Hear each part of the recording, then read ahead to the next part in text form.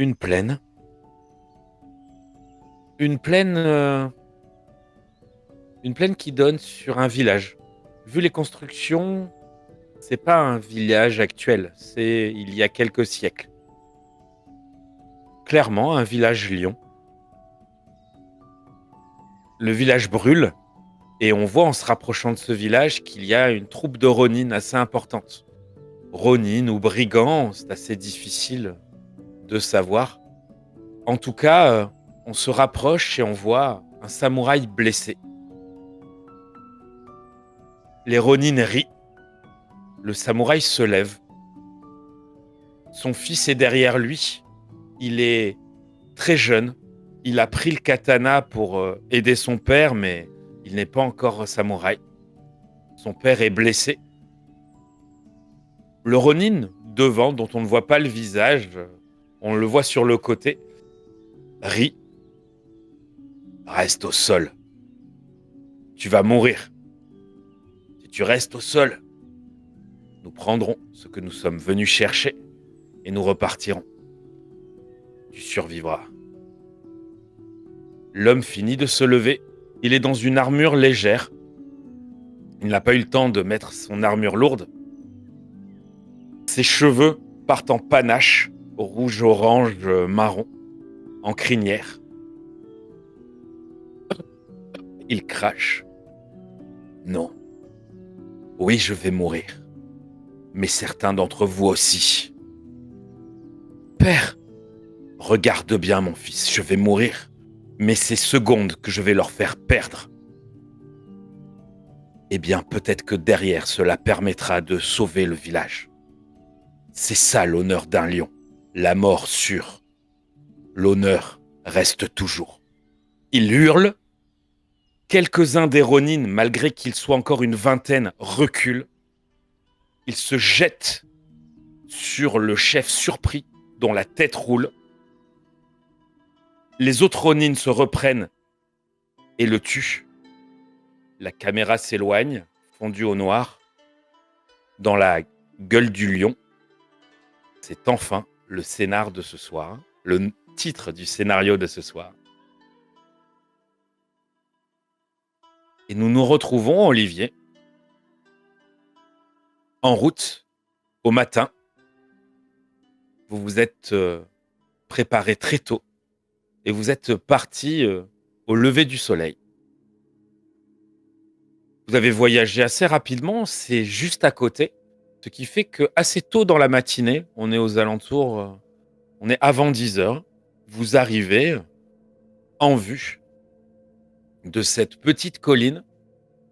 C'est assez similaire à chez toi, où il y a effectivement une demeure fortifiée.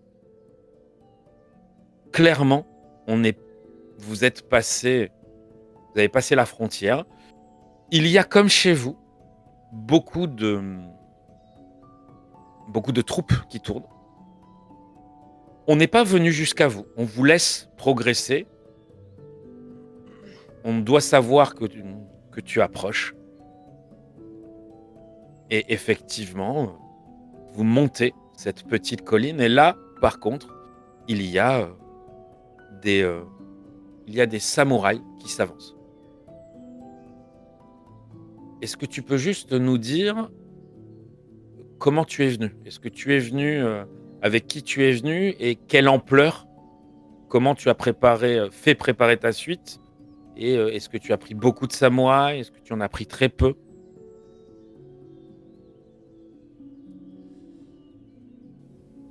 Déjà, j'ai pris Itomi. Hmm. J'ai discuté, je sais pas trop m'y faire avec ces choses-là, mais j'ai discuté avec mon carreau, avec Motoki, qui,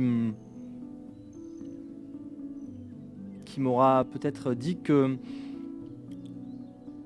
le palanquin était sans doute une faute de goût quand on allait chez les lions. Ou peut-être quelque chose de trop prétentieux. Je serai à cheval. Je serai en armure légère. J'y vais en bushi. mais sans casque, sans quoi que ce soit qui puisse s'apparenter à du défi. Et peut-être avec un Aori sur l'armure.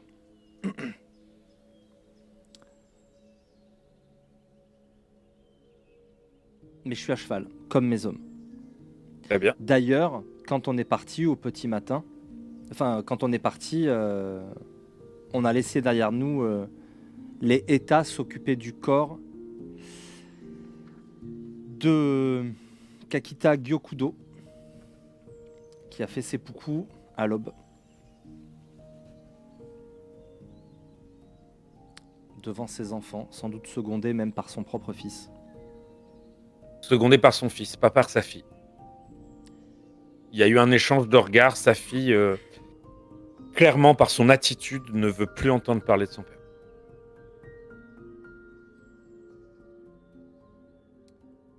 Et on est parti.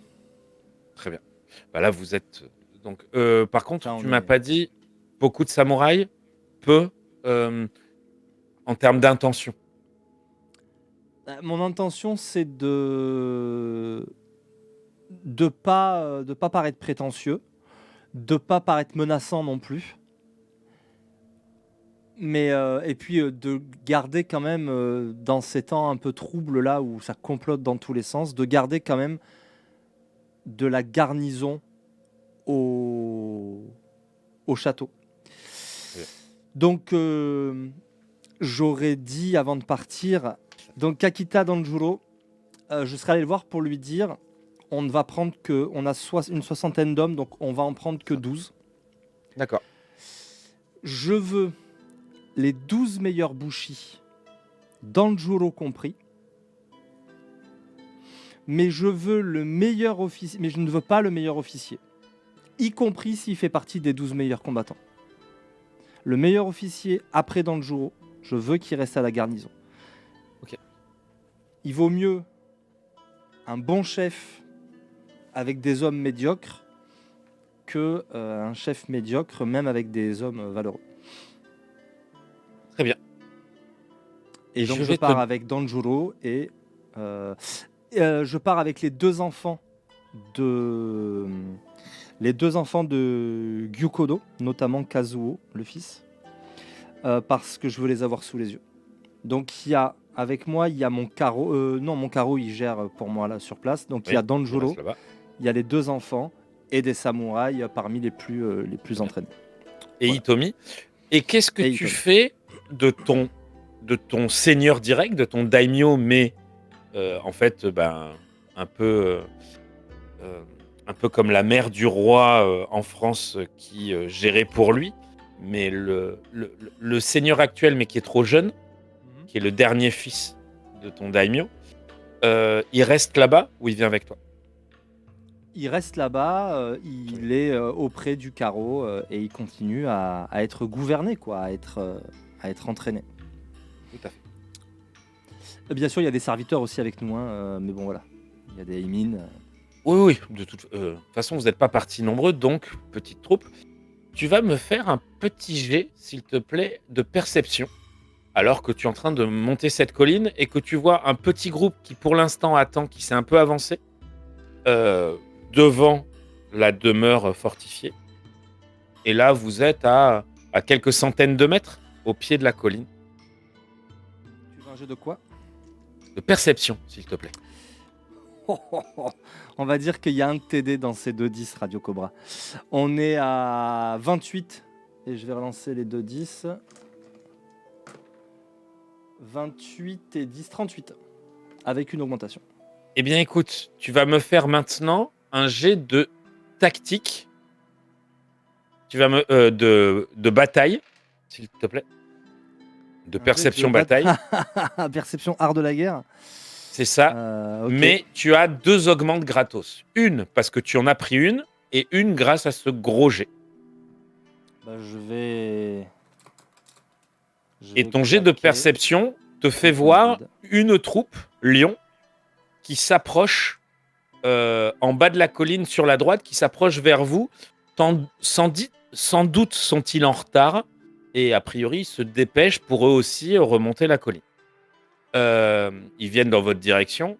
Maintenant, fais-moi ton jet de bataille et je t'informerai. Voilà, je te donnerai les derniers détails. J'ai un moins 10 ou pas? On n'a pas fixé cette règle-là. Je n'ai pas art de la guerre. Tu n'as plus qu'une seule augmentation. Mais oui, normalement, tu as un moins 10. Mais là, pour le coup, tu n'as plus qu'une augmentation. T'en perds une qui t'offre... qui en Ok, gros... je fais mon jet normal et j'ai une augmente gratuite. c'est ça. Bah, j'en prends une de plus. Voilà. Ouf, là par contre, ça c'est bien pouilleux. Je garde tout, mais ça valait la peine de claquer un point de vide pour faire ça, tiens. J'ai 10, 13. J'ai 13 au total. C'est Ok. vraiment pas mon truc, l'art de la guerre. Eh ben, écoute... Tu sais quoi? C'est pas mon truc. Mais c'est celui de l'ancêtre Kakita. Et là, tout d'un coup, avec Yaijutsu, c'est pas la même. Je me permets, sans en dire plus, de féliciter le joueur qui a pris une très bonne décision. 15 et 15, 30, 40 tours. Très bien. Cette troupe... 45. Attends, pardon. Oui, peu importe. C'est réussi largement, 15, 2 augmentes. Ça te 15, permet de te 30, rendre compte de 40. tout. Peu importe. Il n'y a pas de plus Non, simple. L'augmente gratuite, c'est juste que je c'est réussis comme Voilà. si j'avais pris une augmentation. Du coup, ça te permet de te rendre compte de plusieurs choses. Déjà, la troupe qui est en train d'arriver est bien Matsu, mais elle n'est pas de cette région-là. Ce n'est pas des Matsu. Ce n'est pas des Matsu de ce territoire. Ensuite, non, ils ne vont pas monter la colline. Non, ils ne se dépêchent pas. Mine de rien, ils vous chargent. Donc, vous n'allez pas être surpris parce que tu as réussi à voir ça. Les deux dernières choses, c'est que dans le regard de celui qui semble mener la charge, il y a il y a une véhémence sûre de lui. Il est persuadé d'être du bon côté. Et dernière chose, de sa troupe, un homme se dégage à cheval et va encore plus vite qu'eux et a l'air d'hurler des choses. Comme pour prévenir les autres Matsu. Attends, je suis pas sûr de suivre là. Il y a une charge de Matsu qui m'arrive dessus. Qui vient sur la droite. Vous êtes en bas de la... On va faire ça. Vous êtes en bas de la colline. En haut, il y a la maison fortifiée, la demeure de là où tu es attendu. Il y a une petite troupe, mais ils sont pas nombreux, qui sont devant, qui ont l'air de vous attendre. Ils sont un peu avancés et ils vous attendent pour vous accueillir. Et cette troupe-là qui venait, toi, grâce à ce très bon jet, tu te rends compte qu'en fait, mine de rien, ils se dépêchent, mais pour vous charger. Et les deux autres infos, c'est que le dirigeant de cette attaque a l'air d'être sûr de lui et une des personnes de sa troupe s'écarte et monte directement sur la colline pour aller, il semble, hurler comme pour prévenir les Matsu de quelque chose. Ok. Et donc, je vais hurler. Tu vas hurler tes ordres. Je ne vais pas te faire refaire de jet.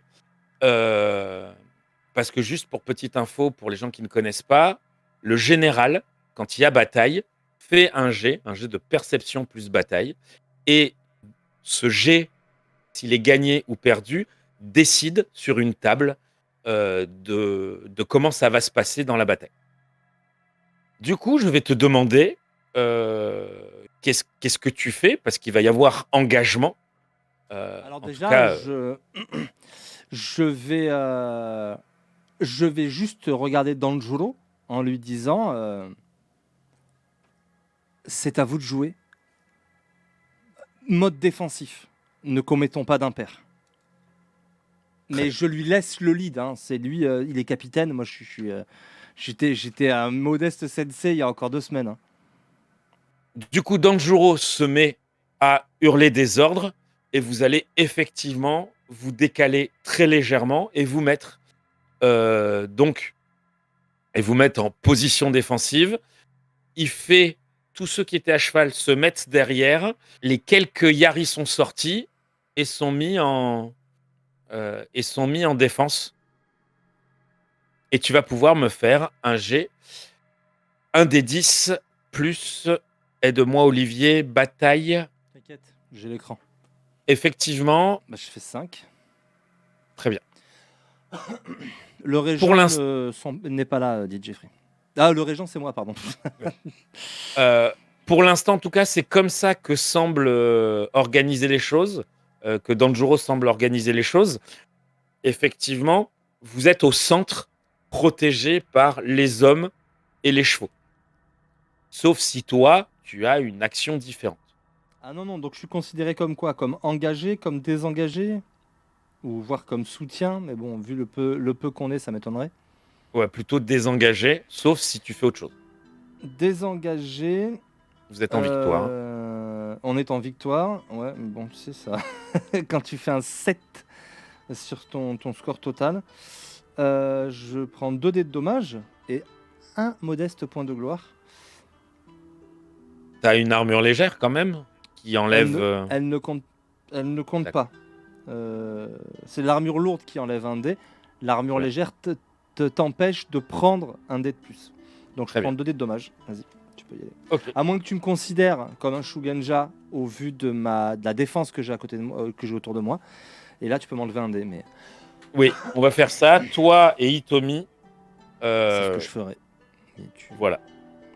Sont considérés comme un dé en moins. Donc tu prends 2 de dommages. Oui. Donc ça charge pour de vrai, quoi. Ah oui, ça charge. Il y a des flèches qui sont lâchées. C'est une vraie charge. Ok. Ils hurlent, ils se jettent en avant. Il y a un gros contact et ils sont une vingtaine. Néanmoins, tu as réagi très vite, qui a permis à Danjuro de vous mettre à l'abri. Les chevaux étaient en protection aussi, ce qui les a clairement gênés. Donc la charge aurait pu être bien plus meurtrière. Dans les échauffourées, une flèche se sera logée dans la petite épaule d'Hitomi. Ils sont passés une première fois, ont essayé de repasser une deuxième fois. Quelques minutes passent. Ça hurle, mais toi, tu es concentré au milieu de cette bataille. Tu ne comprends pas trop. Tu as l'impression qu'il y a une deuxième charge, a priori comme si ils avaient de l'aide, parce qu'il y a les Matsu qui étaient au-dessus qui se mettent à charger eux aussi. Je dis à Danjuro, j'essaye de rester pas. J'imagine qu'il nous protège avec Hitomi en plus. Ouais. Concentrer les attaques sur ceux-là, tâchez d'épargner les autres. Faites ce que je dis. Il commence à organiser. Quand vous réalisez, en fait, vous entendez un énorme maté. Un maté! Mais il est à la fois fort et lointain. Il vient de la muraille. Il s'est passé une dizaine de minutes. Hein. Comme je disais, c'est des échanges, même un peu plus. Normalement, c'est 1 heure. Là, c'est un peu plus raccourci. C'est presque une demi-heure. Un énorme maté, alors que clairement, tu réalises que des lions étaient en train de charger des lions. C'est-à-dire qu'en fait, ils ne venaient pas du tout vous charger, vous. Les gens qui vous attendaient étaient en train de charger leur comparse Matsu. C'est ce qui me semblait, ouais. Enfin, c'est ce que je m'attendais à ça. Et au hurlement c'est un maté qui n'attend rien d'autre. quelle est ton action à toi et à tes hommes, parce que tous les lions, je dis bien tous les lions, s'arrêtent. Alors que certains ont une lame sur l'épaule d'un autre, voilà, même ceux qui sont empoignés, ils s'arrêtent à se mater magistral. Je hurle la même chose. Sans doute de façon moins virile, parce que je n'ai que 16 ans et je suis une grue. Mais matin. Eh ben, je vais te demander un petit jet. Tu as néanmoins, vu que tu as réagi très vite, que jusqu'à présent tu as fait, je t'offre 2 augmentes gratuites Sur un jet de sur quoi? ton jet. Tu fais un jet, de... Tu vas le faire J'imagine sous... qu'art oratoire, ça va pas m'aider plus que ça, quoi. Non, ça va être un jet encore de bataille, mais le charisme, c'est quel carac? Non, mais c'est perception, hein, l'art de la guerre et l'art oratoire. Les Eh deux, ben, très c'est bien. perception. Donc, perception, art de la guerre. Tu n'as pas de malus vu que tu n'as pas art de la guerre. Très bien. Écoute, non seulement tes hommes s'arrêtent aussi vite que les autres, mais en plus, grâce à tes 2 augmentes, ils étaient 3, dont ton carreau, qui était en position de yai. Et vu que les Matsu s'arrêtent, il y a 3 têtes qui allaient voler. Et en fait, ils ne dégainent pas leur... ils étaient vraiment concentrés. Ils allaient euh, dégainer leur sabre à une grande vitesse. Et ils restent. Et ils relâchent leurs mains. Je me tourne vers nos assaillants. Je regarde celui qui semble diriger Ils savent l'attaque. un homme qui doit faire dans les 1m70, qui est assez large, qui lui est en armure lourde, qui semble être... C'est pas, il est pas de la même famille, mais il a la même physionomie que le père de ta promise. Il a des sourcils broussailleux, il a de la barbe, il a l'air d'avoir pas loin un peu plus de 35 ans, quoi, dans ces eaux-là. Il a l'air haineux, il s'approche, il, il, il a lâché son katana, il a attrapé quelque chose et il sort un parchemin et il s'avance vers toi. Il regarde dans la direction. Je le toise. Là, la grue, je la retiens pas, tu vois. Je le toise avec un dédain de tout ce qu'on m'a appris, tu vois.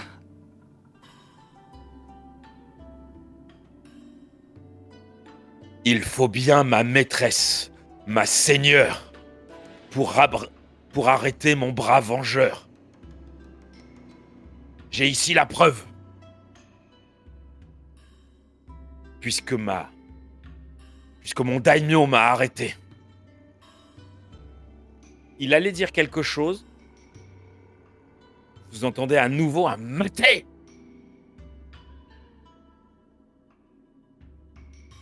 qui vient du même endroit, mais un peu plus bas. Vous cherchez à provoquer une guerre?